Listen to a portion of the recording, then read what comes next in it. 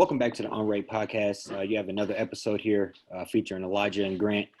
It's going to be a Michigan-heavy football podcast. Both college basketball and college football. Big Ten champs. That's what the season turned out this year. And I know both of us going in, if you go back and watch some of these, if you've been watching, neither one of us would have expected that. No. Both went in very low expectations. Yeah. So, it's just been one wonderful last month of football for us, really since the state game. We've been rolling, and I would say, I'm thoroughly impressed, and I tip my hat to coach, to the team, to all parties involved. It's just been a great to witness. What do you have to say about it? This is the first time that that Michigan was actually playing. I think I said it on the last podcast, playing meaningful football in December in quite a while. Obviously bowl games, they end up having, but this is for like the whole thing to basically win it all. So I'm gonna go ahead and give my apology to Harbaugh. A couple of things I need to say to just get off my chest to how I was kind of talking the last couple of years or so, because we love Michigan basketball, but like Michigan football, that's like what Michigan is known for. I'm pretty sure that's how you fell in love, with Michigan. That's how I fell in love with Michigan growing up. But yeah, want to apologize to Harbaugh. Gave him quite a bit of slack for him to still have like a 60 and 15 record, since he's been at Michigan, something around that range. We definitely didn't. For me, it was really just like, I don't care what they do, win or lose. They got to be beaten. They got to beat Michigan State. They got to beat Ohio State. They got to beat, them. They got to win them games that mattered. Lost a tough one still at MSU. But the fact that they're able to, like you said, get hot after that game and beat the hell out of Ohio, that was great. And then just watching them this past weekend, I didn't know I'm like, when we were texting back and forth, I didn't know who I was watching. Like, our first two touchdowns, 70-yarder down the sideline off of like a zone read, and then halfback pass from our third-string running back. So, that and just the creativity, the end-arounds, and the product that they put on the field this year has just been very, very impressive, and I'm just glad Harbaugh finally got over that hump, finally got that Big Ten championship. We're not done yet. I think we definitely, we got a chance to shock the world another time, New Year's Eve too. So. No, I completely agree, and I would say, watching this team, it's entirely different team than even first couple weeks of the year or mid-season. Yeah. The offense seems to look completely different. Obviously, we've been run heavy the whole year, but we seem to just kind of, for lack of a better term, just sexied it up a little bit. Where we opened it up, like you said, running back pass, 70-yard down the field with a freshman running back. The tight ends are making plays. Quarterbacks seem to be making timely plays. It just seems to be rolling and clicking on all facets. Yeah. And, I've said this a couple times speaking to different people that I feel like this season in particular, or the last month in particular, things that may have not have went our way in the past seem to just be going our way. I don't know whether that's luck or whether that's just preparation meeting timing or what the case may be. But that a tight end catching a one-handed pass, in the red zone. That happened in the Big Ten championship. That's something I haven't seen this in quite a while. We've had great tight ends come through. Yeah. I'm just not to belittle Michigan or whatever, but it seems like in the past that would have hit off his hand, or would have been right to the right, just a little bit too far outside. So I would say things seem to just be clicking. And it's great to see. And in particular, I looked up a little bit of stats. I didn't look up last year because it's more or less a throwaway season. But this year so far, Michigan has 2,910 rushing yards, 39 rushing touchdowns, and 5.3 yards a carry. That's crazy. Yep. In 2020, they had 1,958 rushing yards, 26 touchdowns, and 4 yards a carry. And I would say that alone is probably the difference in going 8-4. Point that was 2019, right? 2019. Yep, Yeah. going 8-4 and going 12-1 and plus whatever we Yeah. whatever finish out as. So that's 1,000 yards more on the ground and 13 more rushing touchdowns. Yeah. So you divide that out over the season, you're literally talking one more rushing touchdown a game and another 100 yards a game. Yeah. So They have an identity this year. I mean, this is like, me, like, I have, like, I'm always like, run the football. Run the football. I feel like, we watch NFL every Sunday. Some team finds a way to lose a game because they can't establish the run the football. They don't like. I just love how Michigan just created that identity. Yep. Very early on in the season, and it was like, okay, but we're gonna figure out the passing game. We're gonna keep defenses honest to where it went from like 80-20 running the ball to throwing the ball, like weeks like 1 through 5. So I feel like last I heard, it was more like 65-35, 60-40 running the ball to passing the ball. And that's what you got to kind of have to do in order to keep teams honest, keep defenses honest as well. And I don't know. I'm still just like, I don't know what it was. You hear about how Harbaugh, I guess he was, letting coaches do more what they wanted to do. Obviously, getting McDonald, a defensive coordinator, that made a huge difference. Thank you to John Harbaugh for allowing us to snag him. And it's great having a defensive coordinator, by the way, that can make adjustments. That's something that is just, so underrated, especially in today's game in college. And, off season, I don't know. You kind of heard about all this stuff, but I think we were just like, all right, whatever. We'll see. Okay, beat up on Maryland, Indiana, all those teams. Still not impressed. But as it got later on in the season, we just kind of saw, things started to ramp up a little bit. Here we are. So. And I agree. Obviously, we were rolling until we played State, and then what happened at State happened, and then we were rolling since. And I would say, in beating Ohio like you did, that's a convincing win. You didn't just go squeak it out. They weren't down this year. They have a quarterback that's in the Heisman. They're not down this year. We played a very formidable team. Yeah. Yep. And then when you went and play Iowa, we just didn't sneak out a win. We didn't sneak out a little 21-17 victory or something. We went out and put the boot on them. And I just think that's what you want to see. You want to see the team just going out there and fighting hard all the time and just and playing with excitement and playing with just kind of like a sense of urgency. So I feel great about going into this Georgia game. I really do. I think obviously they have a great defense. I think we have a great defense as well. I think our offense is probably better than their offense. Yeah. So, I think that's what it's going to do. We're going to go out there. It's going to be on Haskins again. Cade's going to have to make timely plays.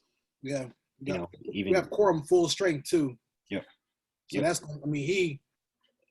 I think obviously, missing him, we was able to go without him, but having him be 100%, that's going to be huge for that game, just to, help out Cade. Because I still feel like, I like Cade. Cade's a good leader. He's smart with the football. Definitely want to give him an apology too, because I've been asking to start McCarthy since like week 5. So, but it's like August 5th. Yeah, basically. Yeah, all I had to see was McCarthy throw a 60-yard touchdown on a rope in spring practice, and I'm like, yeah, you just need to go ahead and just put him in, because But and even too, I think I give a lot of credit to Hutch. I just feel like he, being a senior, coming back for his senior year, he would have been I think it would have been like a late first rounder if he would have left last year. There are, he definitely had some, had some good games before his senior year. Pretty talented. But I think, him and some of them seniors, Ross, linebacker, I think he was actually took that extra year, that it gave everybody that COVID year. It just helped. And then, it just helps having them guys there. We would hear about the players only meeting. We was hearing about the freshmen, McCarthy and Anthony and Edwards. They was getting off the bus or the plane, coming back from a game, and they was up at 5, 6 in the morning, throwing passes, trying to learn the playbook. And this is just stuff that, even the players are saying, like, that wasn't happening here in previous years. Guys just kind of like showing up, practicing, going home, whatever. So I think everybody's kind of bought in. And I just hope that we can kind of, keep this momentum. I I ain't gonna sit here and say we're gonna rattle off 3 or 4 championships in a row just because we do have, Ohio, Michigan State's getting a little bit better. There's some great schools in the Big Ten, but I mean, if they can just keep the same formula and just continue to, build off this momentum. I mean, I think we got a chance to, have some pretty good seasons over the next few years. Yeah, no, I agree. I think like you said, keep this formula, but we also we're in an interesting place because um I thought we had no quarterbacks and we seem to have like two quarterbacks. Yeah, So, I think that's an interesting place to be in, and it's a great place to be in when you consider where I personally thought we were. I think where a lot of people thought we were, and so it's interesting. I think they played that out right. They let he's already kind of seasoned in McCarthy. He's played when you look, he has about 25 rushes. He's thrown about 40 passes, but he's played in every game. Played in big situations, key third downs. He's played on the road in big time. yeah, Played, he's made mistakes and fucked up, potentially cost us the game. yeah. I think he's kind of seen a lot, and you can kind of see that maturing even on the field. And so yeah, I'm just excited in general. Definitely has that it factor. I mean, you saw that from when he first came on the field, um, and I think they're going to end up having at least a good like 15, 20 plays for him, just to like keep Georgia like honest. Like, they can't try to key in on. I mean, they're gonna keep doing what they're doing. I do see him having like maybe a little bit of a bigger role. Come out there, a couple zone reads, just another. I mean, that's just another weapon we have. That's just kind of like in the bullpen, just kind of waiting for his chance. I'm glad we were able to kind of work him in his freshman year, because there's so many times where guys, they get antsy and want to transfer, if they're not playing right away, and that still is kind of sort of a concern for me, just because obviously we'll see what happens next year as far as like the quarterback battle and what that kind of looks like going forward. But I'm just overall happy that they're how it worked out. I've never really been a fan of playing the 2 quarterback system like that for that long in a season, but they seem to master it rather well, obviously. So Yeah, yeah, and I mean, obviously, and just going back to Georgia, I think they're very, very, very formidable team. You yeah, know, um, you know, I personally did think Bam was going to get them. I think Bam was just that much better than and I don't know if Bama could. I didn't think they could keep up with Bama scoring. That's basically essentially what happened. And yeah, so, but I think when you transition to them playing us, it is kind of we're similar a lot of ways, and then we're not. So I would say, it's going to be key to us establishing a run again. That, like you said, that's big for us.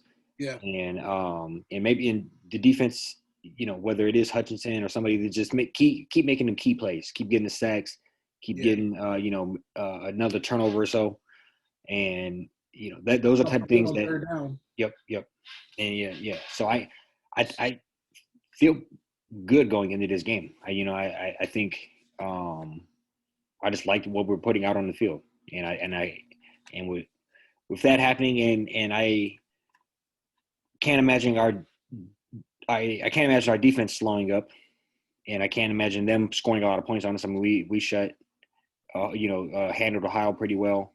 We dismantled Iowa, and so the defense is here to stay. So, Dismantled. that's a Really fact. did, man. Really did. What Yeah. you yeah, no, I agree. I think I and then, my favorite part is there ain't no pressure on us at all. Like I pray this don't happen, but they could go down there and lose 40-0. Obviously, it would suck. But like, I thought that's kind of what some people are expecting to happen. They're expecting, because the SEC, so they're expecting that domination to a certain extent. You know what I'm saying? I know Yeah. the line is like 7.5 or something like that as far as like the spread, like Georgia being favored. But like, I mean, there's just no pressure. There's no like, I mean, they've already kind of like, I don't think they peaked, but they beat Ohio for the first time in 10 years, won the first Big Ten championship since like 03, 04. I mean, I hope they go down there and just unload the clip and don't hold nothing back and just, take all the bags, have a bag of tricks, just throw everything at Georgia, because why not? Georgia's the one with all the pressure on them. They got, destroyed by Bama last week, and, Now all they probably been doing is think about how they're gonna have that rematch. So they gotta make sure they handle business before getting that rematch. So all the pressure is, I feel like they're the ones that got more to lose than we do too. So I think that'll help overall as I well. agree. I mean, just being perfectly honest, obviously we're both probably fully embedded in just Michigan fandom and reading shit. But I was seeing things saying Georgia. Who's the best team they beat? Clemson. Yeah, So Clemson was 9-3. I mean, this is probably the worst Clemson team we've seen in probably like 8-9 years. Yep, and that was a 10-3 dub. Got the complete shit beat out of them by Bama. Yeah. So I just say, we've had a couple of very good dubs on our belt.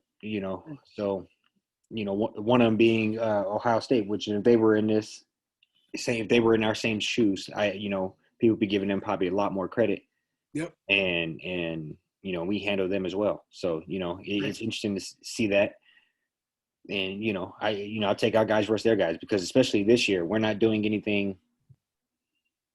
We're not doing anything fun. We're running it up the gut and we're playing defense. So that's gonna work against anybody. That's the thing. It's like it ain't been no flukes either. Like I think, like I said, drop that one game at State.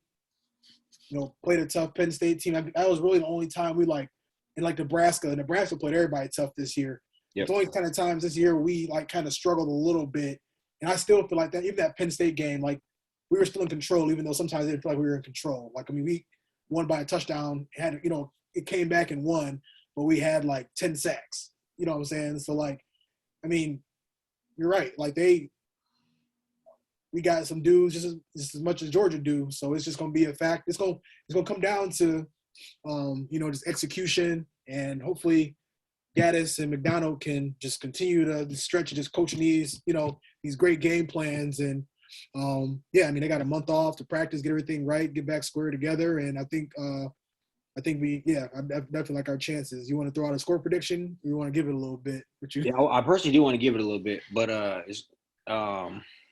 definitely will, but before the game. But I want to give it a little bit. Yeah. I do want to watch. I'm going to go back and try to watch a little bit, one of their games. I did watch that Clemson game. Who would have known that this would have happened? But that's really the only time I watched them all year. So yeah, I definitely want to watch a little bit. I know Jordan Davis is the truth. He is, but I know he was a 2 down, get to that sideline, and I like him, but I don't love that. But so hopefully that's another thing. Hopefully we can get up tempo and just get him caught out there, try to, maybe get them caught with 12 men in the field, something like that. That's one thing I did notice. Bama, there's time he was just split up with his man and was kind of just standing there and they couldn't sub him out quick enough. But yeah. Those are the only 2 games I watched. I watched them versus Bama first. I watched most of that game, and then the Clemson game, first game of the year. Yeah. But yeah. I watched them play Florida, and Florida didn't get the ball past midfield for 4 or 5 drives because they just were basically incompetent on offense. And the score went from 10-7 Florida to 31-10 Georgia, just because they started creating turnovers. But yeah, you see what Florida looks like now. Like you said, a lot of them schools that they play when they are ranked. As the season unfolded. Right. Yeah. No, I think we both should give a score prediction. I later on. I think I personally like our chances. I think it's, completely unfair to, just the way they treat Bama, just the presidential treatment they always get, no, nothing to Cincinnati, but, there's probably a couple of teams that are technically better squads than Cincinnati that would give Bama a tougher run or could potentially do something. It's just kind of it's kind of odd. Now you can't always kick a team off. They did win a conference, they did go undefeated, but to see that, it is kind of frustrating. And seeing. Yeah, I can just completely. I completely. We all know Alabama's going to beat them 49 of. They might be lucky to get 21. It might be, so. Yeah. I just think that's crazy to give them a pass to a championship again. And I agree. I told some of my buddies that I called, even though Cincinnati got in, and that's you should just be happy about getting in. I feel like they got punished. because they have a better.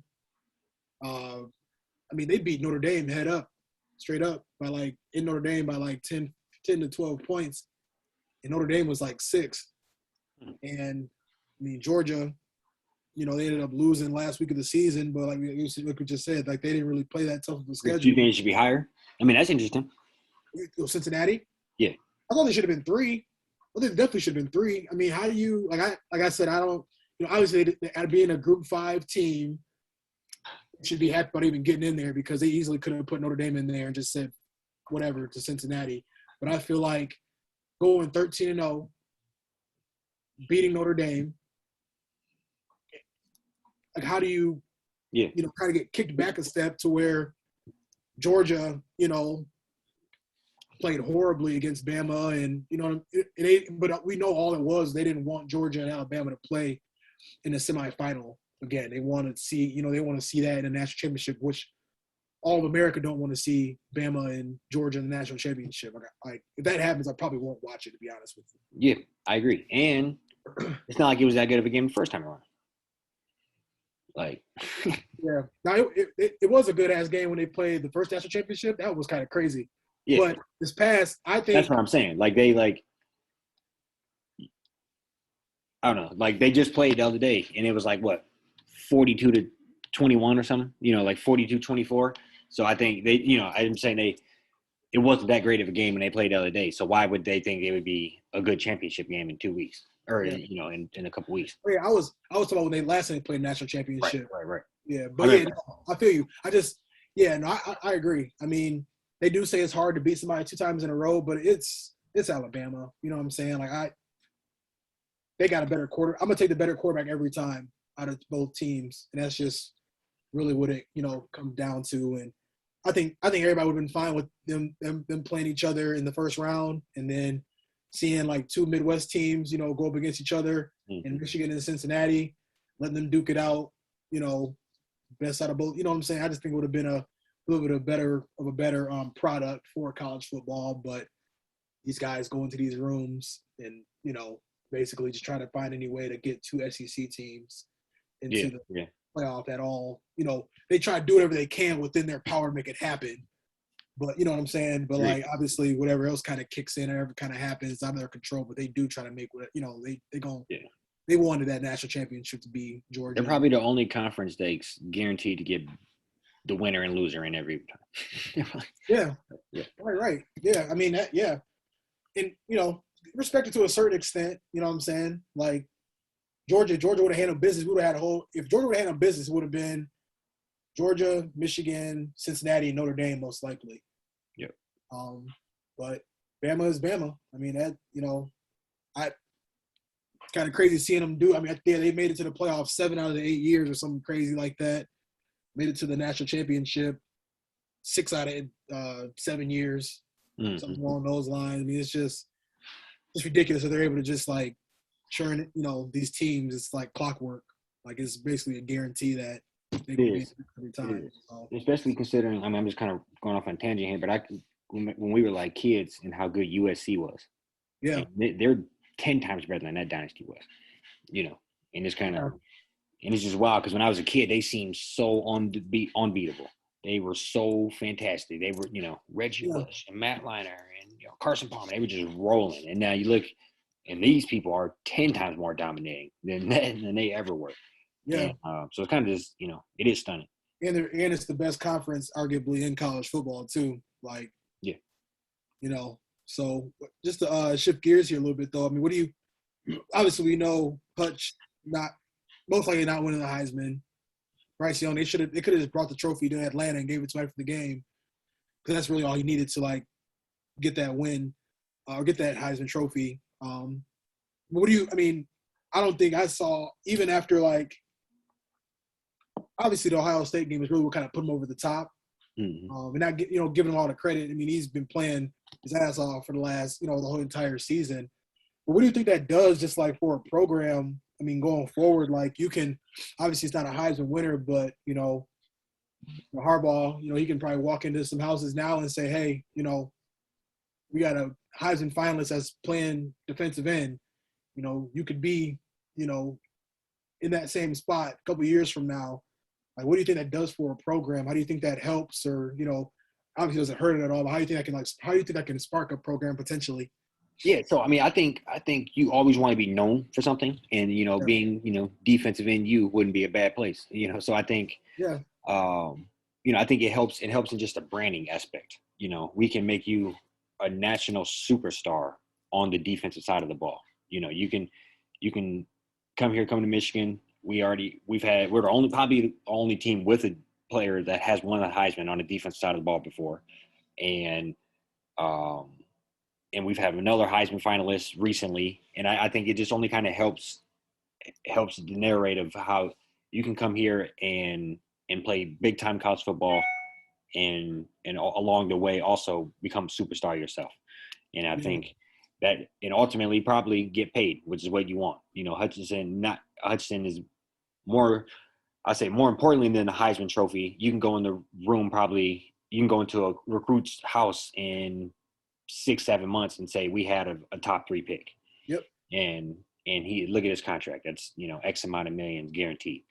I think that's the most important is players want to find out that they can make it to the league Yep. from your school and pumping out those high recruits and that's what the quote unquote big boys do. That's what Alabama does. That's what teams that are always competing for championships do is Mm-hmm. they have the high draft picks, top 5 picks year in and year out. Yeah. I think I like that DNU because I'm thinking back now and they had I believe Frank Clark was the first. No, he might have been a second. Or was he first round pick? Probably second. I don't know for sure. He might have been early. Okay. Right. I don't know for sure. Yeah. Michael Charlton was a first rounder. Rashawn Gary was a first rounder. Winovich. He wasn't a first rounder, but he's doing good. Yeah. Second or third. Yeah. Kwity Paye. Hutch. Yeah. Yeah, I mean, I think that this could kind of be a stepping stone to kind of just be, back in the day, Lamar Woodley. Yeah, like who's gonna be that edge? You know what I'm saying? Like who's gonna be kind of like that? I guess it's always like who's gonna be that next Bama back? You know what I'm saying? Or who's gonna be that next? It used to be like who's gonna be the next quarterback at USC? Now it's who can be the next end? We're going to Ojabo. He's gonna be first round. He gonna be at least top 20 at minimum. Agreed. And it is one of the most important positions on the field. If you can have a top 5, top 10 pick at defensive end, that's the kryptonite to the quarterback. Yeah, especially in today's league. Yep. Yeah. So that's why I think we have a shot against any of these teams if he can get more not more importantly than his sacks. But I seen one thing. I think it was versus Ohio State. I want to say he had 10 or 13 rushes. Yeah, 15 pressures. Yeah. Yeah. So it's like making the I don't type rushes. Yeah. So it's that if you think that they're only passing 35, 40 times a game, he's back there a third of the time fucking up what they're doing. Yeah. So I think that's pump fake. Rest of his footwork. Guy was open, now he's not. Throw the ball away. Yeah. And all of that is that doesn't show up in the stat book anywhere. And so I would say that's kind of what we're looking for is if you can continue to get those top players in that and Hutchinson is I think he's had like 13, 14 sacks this year. That's that's getting after it. Yeah. And so I'm thoroughly impressed. I mean I can't wait to see what the dude's his 40 and his broad jump and all that because he's a kind of a freak athlete really. He is. You look down, he's tackling the slot receiver, all the time. In coverage. I'm not gonna say I hate to say it. One time I seen him dove. Remember that? One time I seen him dive. The dude literally had he dove like 13 yards for a fumble. Like the dude was. I think about how he almost had that pick 6 against Ohio when it literally went over his fingertips. I mean, if that, yeah. But I was gonna say I probably just don't want to say it just because he reminded me of the Bosa brothers a little bit. I don't think he's as athletic as they are, and I even hate making the comparison just because of where they came from. Yeah, but I'm definitely kind of seeing, what I'm saying, like that, like maybe a little bit of kind of like I don't really like JJ Watt, but he has a little bit of that, just the motor, Like Yeah, the I'll say physical. more. I mean, I agree, but maybe more so JJ because JJ's big as hell and just kind of Yeah, I don't know. It'd be interesting. He's gonna be dude's phenomenal. I think he is. He you know is. Yeah, it'd be he's, cool. He's he's a gonna be. Michigan grown kid. Yep. Right His down the dad is a street. Michigan man too. So I think and I heard this a while ago that his dad told him if you don't win a championship at Michigan, you can't say you played there or something like that.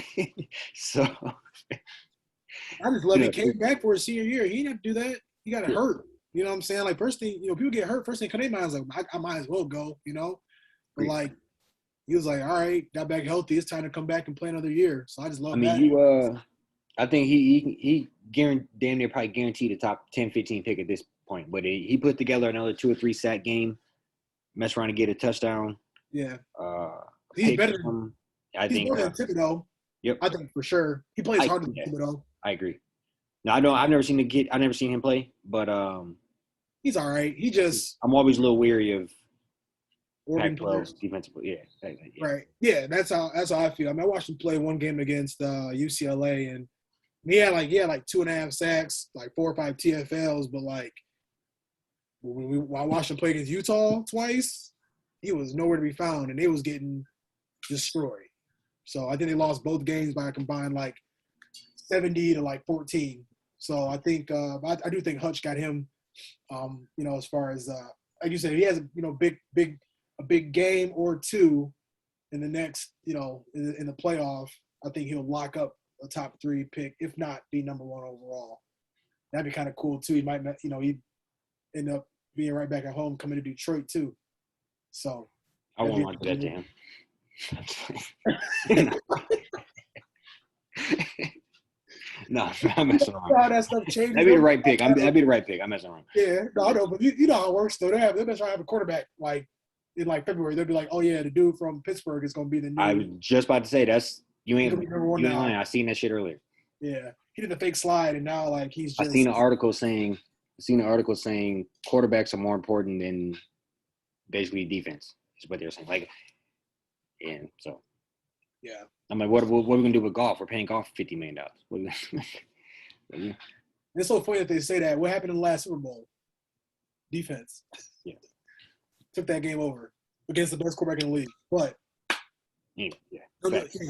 Right. Yeah. Nonetheless, Michigan basketball. We chat about that a little bit.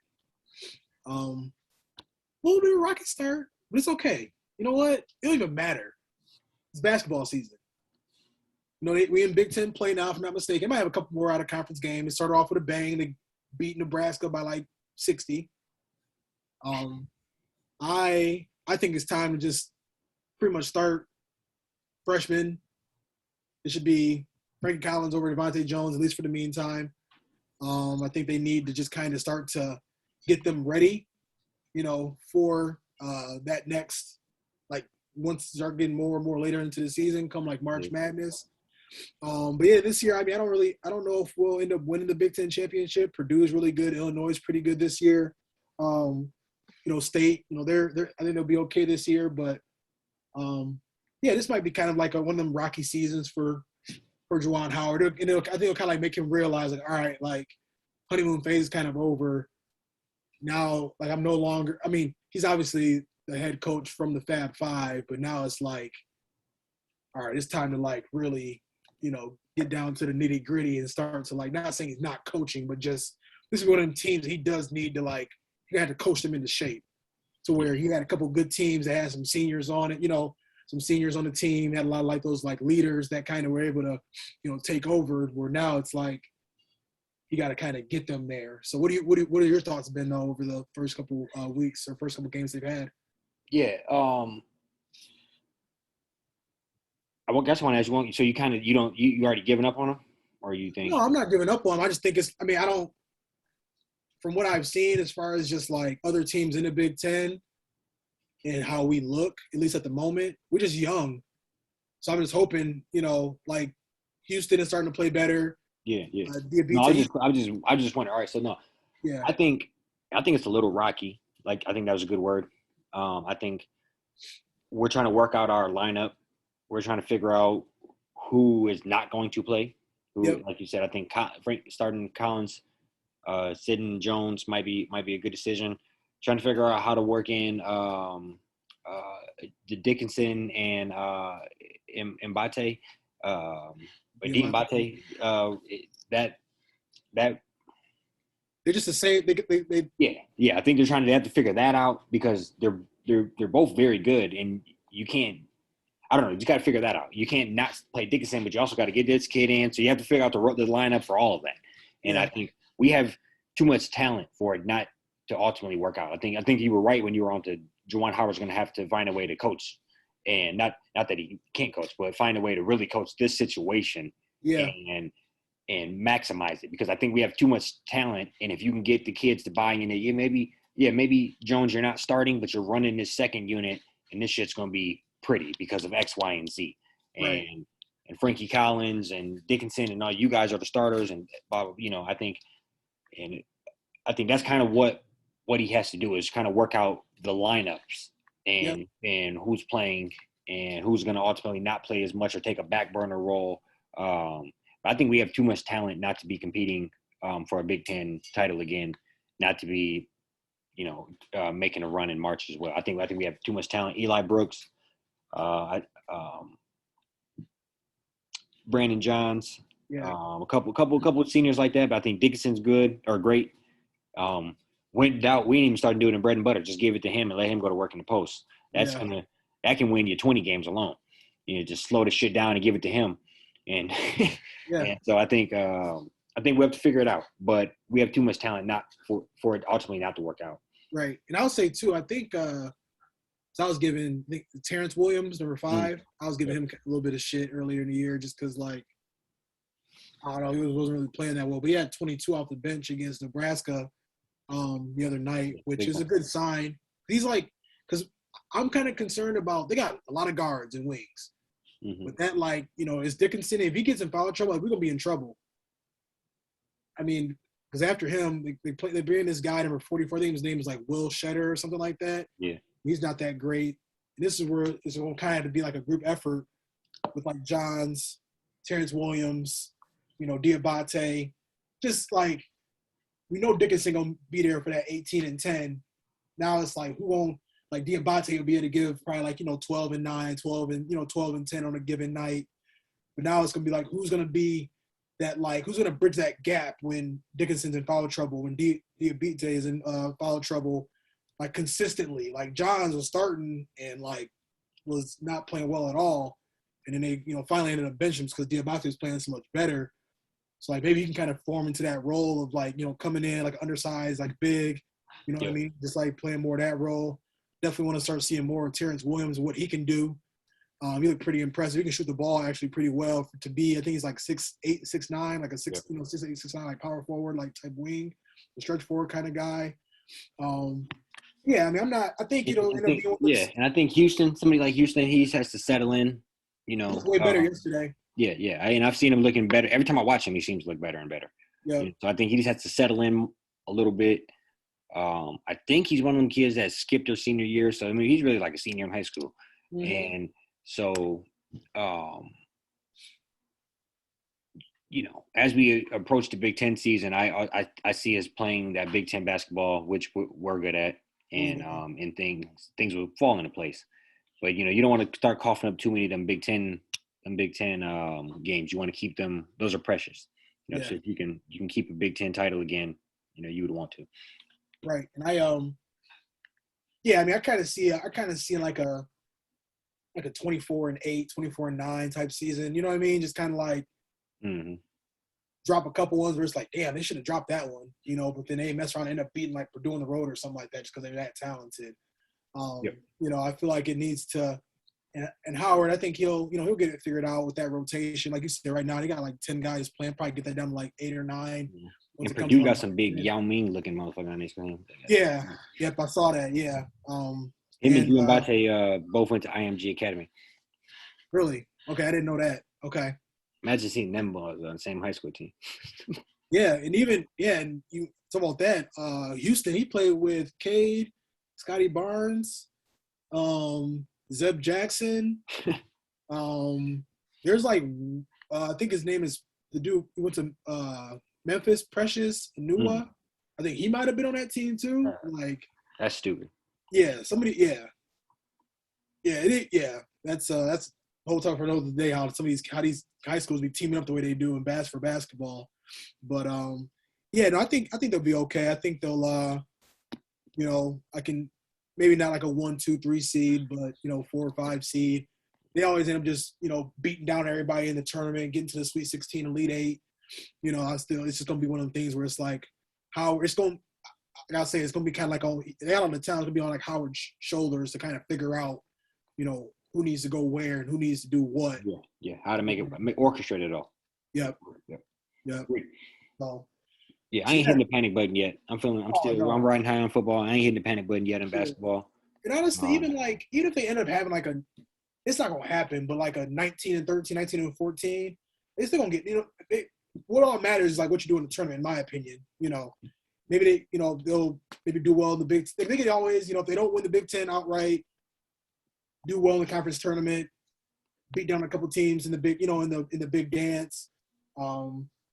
One thing, but like overall, makes me feel better is like some of the teams they lost to already. Like Seton Hall's already ranked, like top 25. Arizona's going to be really good this year. Seton Hall beat another top 5 team that same week they beat us. So yeah, then they beat Villanova. I'm not sure who they beat. I don't know why I want to say Villanova, but I feel like I'm trying to figure out who that could have been. Yeah, I mean, look, we're 6-3. I ain't hitting the panic button. No. Yeah, no, we good. We're in good hands. Yeah, got a good problem. Yeah, good problem to have. Like not too many schools can say they got a powerhouse in football and basketball. Yeah, so right. Yeah, go blue, riding high. Right, absolutely. Anything else for the people? No, sir, I'm good. We'll be posting these next week. Back at it posting these tomorrow. Back at it next week for another episode. Appreciate it. Yep. All right. Till next time, guys.